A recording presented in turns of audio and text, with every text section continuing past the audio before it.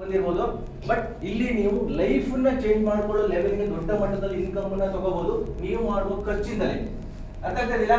So ನಾವು ದಿನನಿತ್ಯ ಏನ್ ದುಡಿಮೆ ಮಾಡ್ತೀವಿ, ದುಡಿಮೆ ಕೆಲವರು 5,000 ದುಡಿಮೆ ಮಾಡೋದ್ರಿಂದ ಅಂದ್ರೆ 5,000 ಖರ್ಚು ಮಾಡೋರಿದ್ದಾರೆ, 10,000 ಖರ್ಚು ಮಾಡೋದ್ರಿಂದ 50,000 ಮಾಡೋರಿದ್ದಾರೆ, 1,00,000 ಸಹ ಖರ್ಚು ಮಾಡೋರು ಇದ್ದಾರೆ. ಅವರು ಲೈಫ್ ಸ್ಟೈಲ್ ತಕ್ಕಾಗಿ ಖರ್ಚು ಮಾಡ್ತೀವಿ, ಕರೆಕ್ಟಾ? ನಾವು ಸಹ ಈ ಖರ್ಚನ್ನ ಇಲ್ಲಿವರೆಗೂ ಮಾಡಿದೀವಿ. ಸೊ ನಾವು ಮಾಡೋ ಖರ್ಚಿಂದ ನಮ್ಗೆ ಇಲ್ಲಿವರೆಗೆ ಇನ್ಕಮ್ ಅನ್ನೋದು ಬಂದಿಲ್ಲ, ಕರೆಕ್ಟಾ? ಸೊ ನಾವು ಹೇಳಕ್ ಹೊರಟಿರೋ ಕಂಪನಿ ಯಾವ ತರ ಅಂತ ಹೇಳಿದ್ರೆ, ನೀವು ಏನ್ ದಿನನಿತ್ಯ ಖರ್ಚು ಮಾಡ್ತೀರಾ ಆ ಖರ್ಚಲ್ಲೇ ನೀವು ಇಲ್ಲಿ ಲಕ್ಷಾಂತರ ರೂಪಾಯಿ ಇನ್ಕಮ್ ಅನ್ನ ತಗೋಬಹುದು. ಸೊ ಅದ್ರ ಬಗ್ಗೆ ನಾನು ಇಲ್ಲಿ ಹೇಳಕ್ ಹೋಗ್ತೇನೆ, ಕರೆಕ್ಟಾ? ಸೊ ದಯವಿಟ್ಟು ಮೊಬೈಲ್ ನ ಸೈಲೆಂಟ್ ಮಾಡಿ, ಯಾಕಂದ್ರೆ ನಿಮ್ಗೆ ಅಲ್ಲಿ ಇನ್ನು ಬೇರೆ ಡಿಸ್ಟರ್ಬ್ ಆಗುತ್ತೆ. ಸೊ ಸರಿನಾ? ಸೊ ಈಗ ಮೊದಲನೇದಾಗಿ ನಮ್ಗೆ ಎಕ್ಸ್ಟ್ರಾ ಇನ್ಕಮ್ ಅನ್ನೋದು ಯಾಕೆ ಬೇಕು ತಿಳ್ಕೊಳ್ಳೋಣ.